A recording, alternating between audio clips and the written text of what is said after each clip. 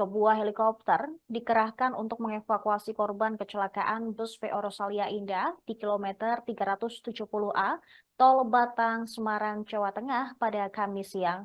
Helikopter tersebut mendarat di TKP kecelakaan bus. Video detik-detik helikopter mendarat langsung viral di media sosial. Kedatangan helikopter ini mengejutkan pengguna kendaraan arah Semarang yang terjebak macet akibat kecelakaan. Berdasarkan keterangan pengunggah, helikopter tersebut mendarat sekira pukul 11 waktu Indonesia Barat pada Kamis tadi. Diketahui helikopter tersebut milik Polri.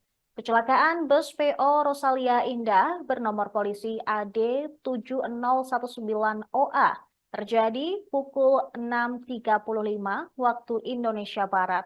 Kakor Lantas Polri Irjen Aan Suhanan menyatakan bus Rosalia Indah membawa 32 penumpang, satu sopir dan satu kondektor. Peristiwa naas tersebut merenggut 7 korban tewas termasuk kondektur yang terjepit badan bus. Sementara 15 lainnya mengalami luka ringan dan 12 orang selamat. Saat itu bus melaju dari arah Jakarta menuju Semarang.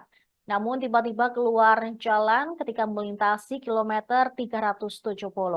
Bus kemudian masuk ke parit sejauh 200 meter.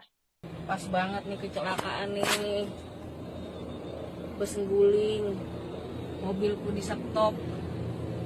Pas banget mobilku yang di stop. Nungguin helinya. Turun dulu di jalan tol.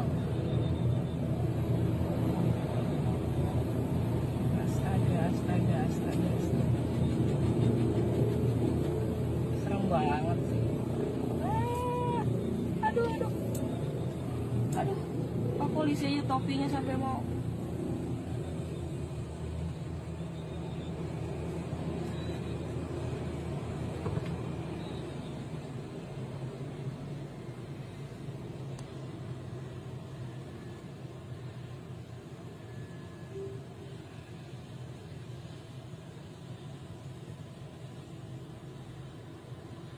Download Tribun X sekarang, menghadirkan lokal menjadi Indonesia.